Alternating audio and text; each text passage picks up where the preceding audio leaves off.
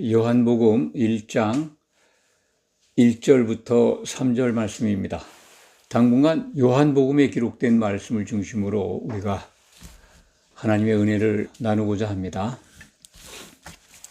오늘 첫 번째 시간입니다. 요한복음 1장 적어도 18절까지는 예수 그리스도를 설명한 아주 특별한 말씀이다. 이렇게 먼저 소개를 해드립니다.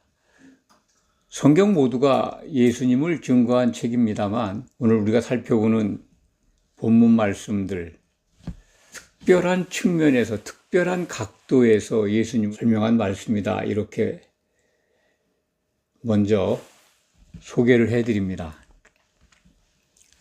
태초에 말씀이 계시니라. 태초라고 하는 것은 창세기 1장 1절에 기록된 말씀과 같은 거죠. 태초에 말씀이 계시니라. 이것을 이제 요한복음 1장 1절의 태초와 창세기 1장 1절의 태초를 다른 시간의 때다라고 해석하는 분들도 있습니다. 적절치 않다 이렇게 먼저 말씀드립니다. 성경은 일관성이 있죠.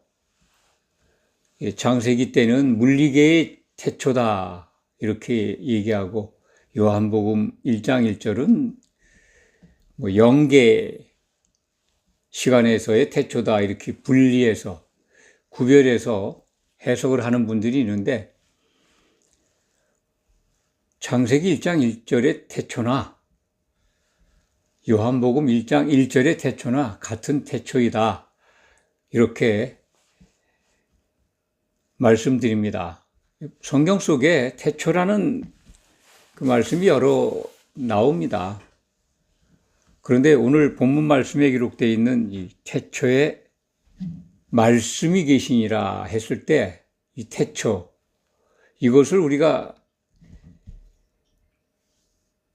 다른 성경 속에서 연관지어서 좀 더 이해를 높이기 위해서 다른 성경을 소개해 드린다면 잠언 8장 22절을 소개해 드리고 싶습니다. 잠언서 8장 22절 여호와께서 그 조화의 시작 곧 태초에 일하시기 전에 나를 가지셨으며 만세 전부터 태초부터 땅이 생기기 전부터 내가 세움을 받았나니. 물론 이제 아버지 하나님과 성자 예수님을 여기에 그대로 적용해서 해석하긴 좀 어려운 부분이 있습니다만 태초에 하나님께서 일하시기 전에 나를 가지셨다. 이 나는 지혜입니다. 잠언서 8장에 기록되어 있는 나는 지혜인데 의인법을 사용한 거죠. 의인화시킨 거죠. 지혜를. 그 지혜는 예수 그리스도를 가리키는 말씀입니다.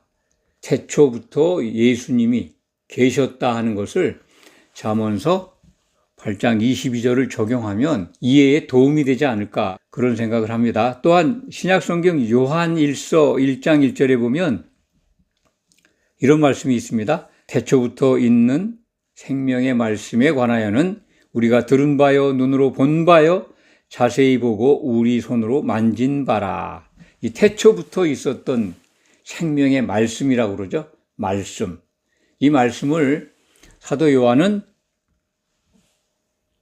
들었고 눈으로 보았고 만졌다라고 증거합니다. 그렇기 때문에 오늘 요한복음서 1장 1절부터 3절 사이에 기록되어 있는 이 말씀에 대해서 우리는 이분이 누군가, 이 말씀이 무엇을 가리키는가라는 것을 짐작하고도 남죠. 밝히 알 수가 있습니다. 바로 이 말씀이 예수 그리스도, 헬라 말로는 말씀을 로고스라고 합니다. 로고스, 논리라는 뜻이죠. 또 기록된 말씀 그럴 때는 이제 로고스를 복수로 사용하는데 오늘 본문에서는 단수의 로고스입니다. 로고스가 단수로 쓰일 때는 논리라는 뜻으로 이해하면 적절합니다. 그래서 이 로고스가 태초에 계셨는데 그 로고스, 논리가 하나님과 함께 계셨고 그 로고스는, 그 말씀은 곧 하나님이셨다, 하나님이시다 라고 선언하고 있습니다. 그러니까 말씀이 여러 번 나오죠. 말씀을 듣고 보고 만진 그 실체, 그것이 바로 예수 그리스도인데 그분이 태초부터 있었던 하나님의 논리였다는 겁니다. 물리계에 국한된 생각만 가지면 이 말씀이 이해가 안 갈 겁니다. 그런데 하나님이 태초에 천지를 창조하셨습니다. 원죄를 없이 무에서 유를 창조하신 거죠. 모든 만물을 다 삼일체 하나님이 함께 일하셔서 창조하셨습니다. 그것을 믿는다면 이 창조주와 함께 그 창조의 역사를 이루신 로고스, 이 말씀에 대한 이해도 그렇게 어렵지 않다, 이렇게 설명을 드립니다. 2절 말씀이 그가 태초에 하나님과 함께 계셨고 그 로고스가 이제 의인화된 거죠. 그가, 로고스가, 말씀이 하나님과 함께 계셨다는 겁니다. 삼일체 하나님으로 함께 계셨죠. 3절에 만물이 그로 말미암아 지은 바 되었으니 지은 것이 하나도 그가 없이는 된 것이 없느니라. 모든 천지 만물이 그로 말미암아, 로고스로 말미암아, 예수님으로 말미암아 지은 바 되었다는 거죠. 지은 것이 하나도 그가 없이는 된 것이 없다. 그러니까 예외 없이 모두 다 피조물들은 하나님이 창조하셨는데 바로 그 하나님의 논리 대신 로고스가 그 일을 주도적으로 하셨다, 이렇게 표현된 문장으로 이해해도 됩니다. 예수님으로 말미암아, 예수님 때문에 창조가 되었다는 겁니다. 로고스로 말미암아, 하나님의 논리에 따라서, 이렇게 표현하면 적절하겠네요. 하나님의 논리에 의해서, 하나님의 논리에 따라서 창조되었다, 그런 말씀이죠. 그러니까 사도 요한이 지금 예수 그리스도를 설명하는 이 논증법이 굉장히 특이하죠. 어떤 인간이 갖고 있는 학문을 가지고 이 논리를 검증한다면 아마 답을 찾을 수가 없을 겁니다. 영원히 못 찾을 겁니다. 사람의 논리 수준으로 따지면. 우리가 이제 믿고 있는 우리 주 예수 그리스도, 그분이 이거 논리가 사람이 돼서 오셨다는 말씀이 요한복음 1장 14절에 기록되어 있죠. 그것을 적용한다면 하나님의 모든 논리는 예수님 안에 있다, 이렇게 이해하면 오늘 말씀을 의심 없이, 불편함 없이 이해하게 된다, 그렇게 확신합니다. 하나님의 논리라고 하는 그 언어 자체가 인간이 갖고 있는 언어로 이렇게 100% 이해하기는 어렵습니다. 그 논리 그러면 사람들이 그 만들어낸 그 언어의 그 뜻풀이가 있지 않습니까? 사전에도 있고 다 있는데 참 읽어도 애매하죠. 논리를 사전적으로, 사전에 기록된 걸 가지고 적용해서 설명을 드리면 이렇습니다. 말이나 글에서 사고나 추리를 이치에 맞게 이끌어가는 과정이나 원리. 얼핏 읽으면 무슨 소리인지도 모릅니다, 이게. 말이나 글에서 사고나 추리를 이치에 맞게 이끌어가는 과정이나 원리. 하나님의 논리는 창조 역사 속에 담긴 그 원리, 과정, 이런 게 하나님의 논리에 맞게 이루어진 거죠. 그 논리의 기준이 뭐냐? 하나님께만 있는 거지 않습니까? 창조를 하셔야 되겠다는 하나님의 생각 속에서 모든 것들이 창조되고 제조되고 그런 것인데, 그런 모든 것들이 하나님 속에 있는 뜻, 목적, 계획, 이런 게 다 포함된 게 논리인데 그 모든 것이 예수님 안에 있다는 겁니다. 그러니까 하나님의 논리를 우리가 알려면 예수 그리스도를 알면 되는 거예요. 예수 그리스도를 알려면 그분이 우리에게 주신 말씀, 곧 기록된 말씀이죠. 특히 그 사도들을 통해서 주신 신약 성경의 말씀, 그 속에 하나님의 논리, 그 예수 그리스도가 다 담겨 있습니다. 예수 그리스도 안에 하나님의 논리가 다 들어있다. 이렇게 이해하시면 그 논리가 하나님과 함께 계셨고 그 논리에 따라서 하나님은 창조하셨다는 겁니다. 그 말씀이 이제 요한복음 1장 3절의 말씀입니다. 만물이 그로 말미암아 지은 바 되었으니 지은 것이 하나도 그가 없이는 된 것이 없느니라. 그런 이 논리가, 이 하나님의 논리가 1장 14절의 말씀이 육신이 되어 우리 가운데 거하심에 우리가 그 영광을 보니 아버지 독생자의 영광이요 은혜와 진리가 충만하더라. 말씀, 곧 로고스입니다. 이게 바로 예수 그리스도를 설명한 언어입니다. 이 말씀이 바로 예수님이라는 해석, 그걸 설명하고 있는 거예요. 지금 사도 요한은. 요한복음 1장 1절부터 지금 14절까지 오면서 계속 그 로고스에 대한 설명입니다. 그분이 참 그 안에 생명이 있었고 그분이 오셨는데 사람들이 영접하지 아니하셨고 영접하는 자는 하나님의 자녀되는 권세를 주셨건만 영접하지 아니하였다. 이런 말씀도 있고 14절에 가서는 그 로고스가 사람이 되어서 우리 가운데 거하심에 장막 치셨다는 거죠. 이 거했다는, 그러니까 우리 가운데 거했다, 살았다라는 뜻인데 장막 치셨다, 장막과 관련된 언어입니다.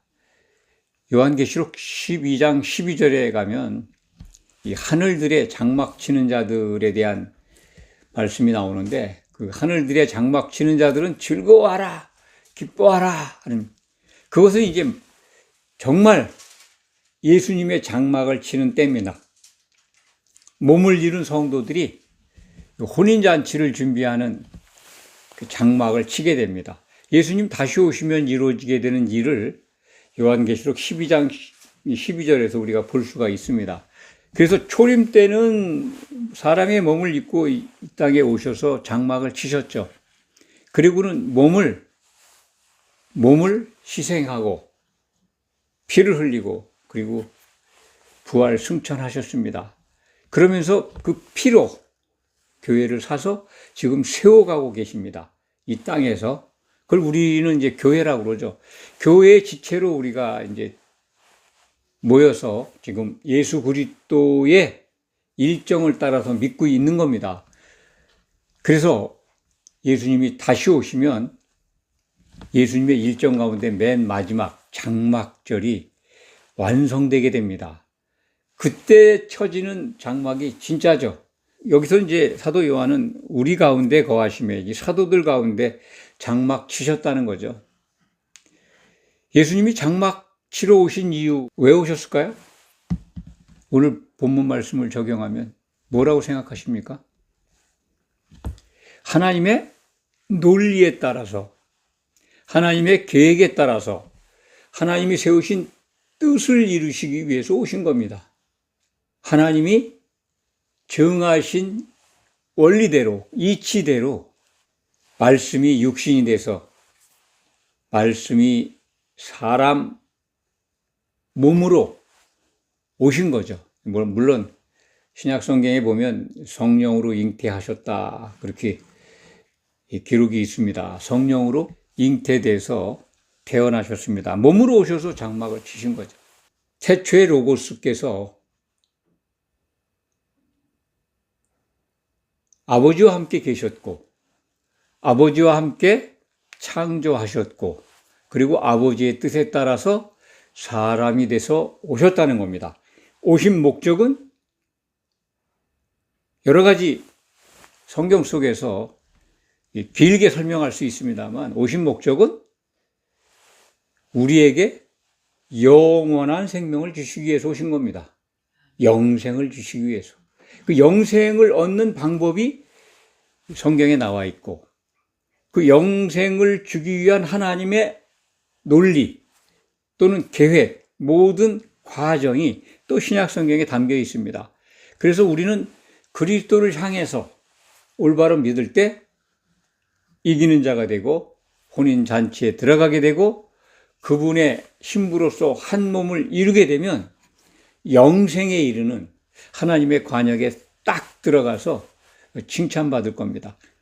그래서 영생을 받는 거죠. 영생이 영원한 생명 아니겠습니까? 그 생명이 요한복음 1장 4절에 기록되어 있죠. 그 안에 생명이 있었으니 이 생명은 사람들의 빛이다. 그 안에, 예수님 안에 생명이 있었다는 겁니다. 이 생명에 관해서는 다음 시간에 우리가 자세히 살펴보도록 하겠습니다.